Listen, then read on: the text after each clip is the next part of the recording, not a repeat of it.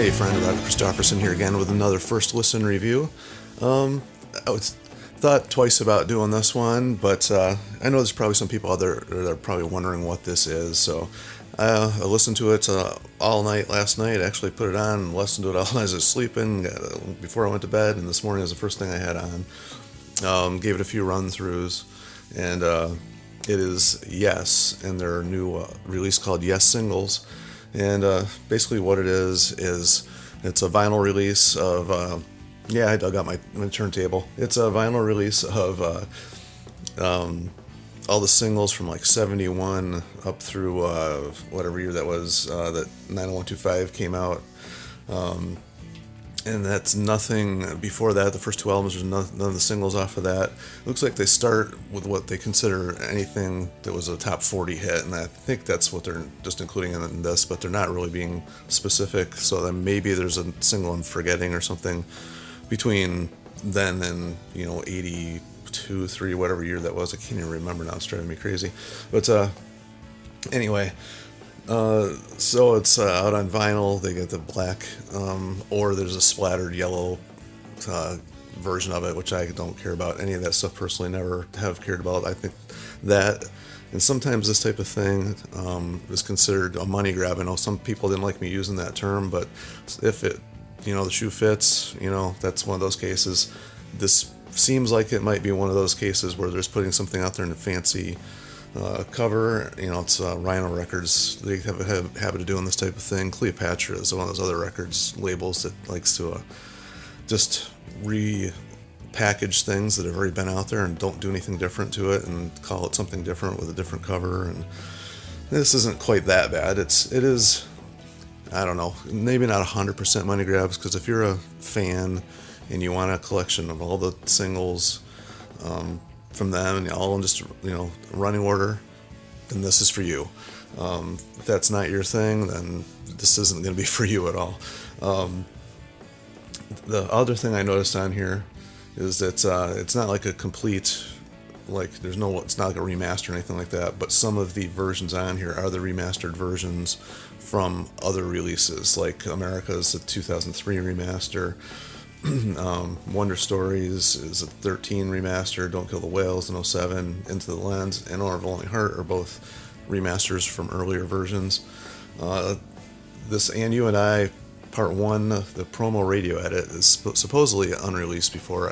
That may be true. I didn't see where it had been released anywhere else before. And so if you're, don't have that and you want this, that's been released digitally. So you can get that or listen to it, But if you have to have it in a collection, then I guess this is the little percentage that's not the money grab part, I guess. But anyway, overall it was a cool listen. It's 12 songs, and it's definitely it's all the singles, so they're very short versions. It was kind of weird listening to especially something like Starship Trooper, which they have Life Seeker on here tagged on as well, but it fades out real fast. It's the strangest thing. You listen to it and it kicks into the second part of the song, and then boom, the quickest fade out I've ever heard in my life. And and something else I noticed is that a lot of these songs, I wasn't listening to them back in the day. I was I wasn't even born until some of this stuff was already out, so I obviously wasn't listening to it back in the day, but I was just kind of thinking about it. Imagine the kids nowadays hearing one of these songs released as a single and what they would think. I don't know, that just struck me kind of funny, because these songs are not anything close to what you would hear on the radio ever. I just thought that was kind of funny, but up until maybe Owner of a Lonely Heart, and as I was listening to Into the Lens, it was kind of cool thinking back. I remember when that came out, I got that, and that was actually one of my favorite songs off of that. That and Into the Light I thought were really cool, or not Into the Light, but I'm losing track of what album's what here. But anyway, and then Owner of a Lonely Heart, of course, was the one where I came to know the band. That's kind of when I first started listening to them. It was on the radio all the time, so I do remember that one being on the radio all the time. And then the Leave It, the single remix. This song has had so many remixes, and there's like an EP and all that kind of stuff out there that's got just acapella versions. It's got the dub mix. Not well, I think they call it dub back then, but it sounds like a dub mix, a dance mix, and all that stuff. But the other thing I remembered about this is back in the day when they had the video for it. The MTV did that big contest where they had, I think it was like 15 videos, and you're supposed to like see if you could figure out what the differences were. And some of them were super obvious. I think there's one version where it's only Johnny Anderson in it, and then you won like a copy or something of all the videos. I think they shot 18. They did it all in like one day.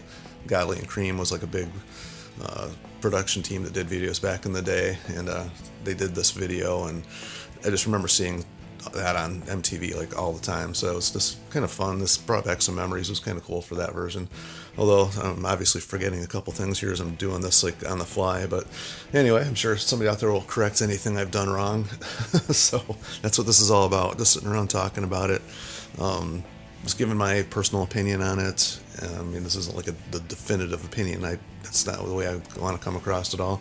Just my thoughts on it, and I always welcome to hear other people's thoughts on it, respectively. Of course, there's always somebody out there that can't seem to keep that part straight, but it's internet. What are you going to get? That's what happens. But anyway, make sure like, share, and subscribe and all that fun stuff so other people can hear this and share their views. And it's always fun to see what people's memories are and thoughts are and experiences are with the band. It's fun reading that stuff, and I appreciate all the recommendations from people and also other stuff I should check out too, and I'm sure other people appreciate that as well. So until next time, we will see you.